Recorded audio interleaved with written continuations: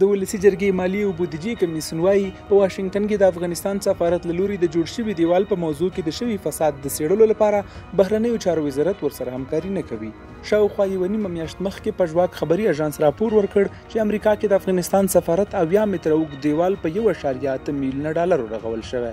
په ژواک د سرچینو له قوله لیکلي وو امریکا کې د افغانستان سفارت د 80 متره دیوال د بیا جوړېدو لپاره د یو شرکت د 88,000 ډالرو غوښتنه رد کړې او دغه چارې د بل شرکت له لارې په 21 برابره لوړه بیه ترسره کړې. د معلوماتو له مخې نړېدلی دیوال د سفارت د چارچاپیر دیوال نږدې 9 برخه جوړوي او په ځانګړې شوې شاوخوا 1.8 میلیونه ډالر باندې له دې ډیپلوماتیکي سیمې 100 کیلومتره لرې د سفارت د بشپړې ودانۍ په څیر یوه ودانۍ پیرل کېدای شي. اوس د ولسي جرګې د مالي او بودیجې کمیسیون غړی جاوید صافی وایي واشنګټن کې د افغانستان سفارت دیوال جوړولو پروژه کې د فساد ادعاو د څېړلو لپاره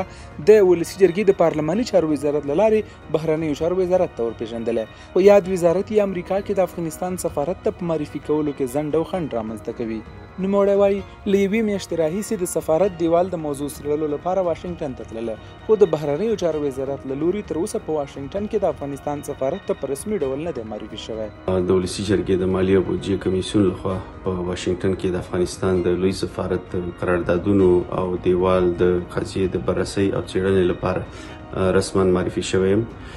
مکتوب د پارلماني چارو وزارت لخوا بهرنیو چارو وزارت ته لیږدول شوی دی.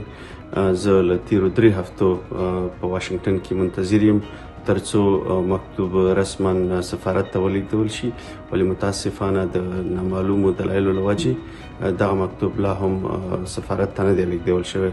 او دلته منتظر یم ترڅو د قراردادونو او دغه دیوال بررسي او څېړنه وکړم. زاویه نیوز هغه مکتوب هم ترلاسه کړی چې د ولسي جرګې له لوري د مالي او بودیجې کمیسیون غړی جاوید صافی په واشنګټن کې د دیوال موضوع د څېړلو لپاره پارلماني چارو وزارت ته ورپېژندل شوی او د یاد وزارت له لوري مکتوب د بهرنیو چارو وزارت ته د صافي د رسمي معرفي کولو لپاره تکثیر شوی دی. په ټولنیزو رسنیو کې هم د تیرې میاشتې راهیسې افغانانو یو پراخه کمپاین پیل کړی او د یادې موضوع د څېړلو غوښتونکي دي. دوی وایي د فساد اړوند موضوعات باید په جدیت سره وڅېړل شي او په واشنګټن کې د افغانستان سفیره رویا رحماني دې څارنوالۍ ته وپېژندل شي. هڅه مو وکړه چې د یادې موضوع په اړه د بهرنیو چارو وزارت نظر هم ولرو خو یاد وزارت تر ټاکلې نیټې موږ ته معلومات رانه کړل. د ویلو ده چې په واشنګټن کې د افغانستان پر سفیرې رویا رحماني د فساد یو شمېر نور تورونه هم پورې شوي دي چې سپیناوی نه دی شوی.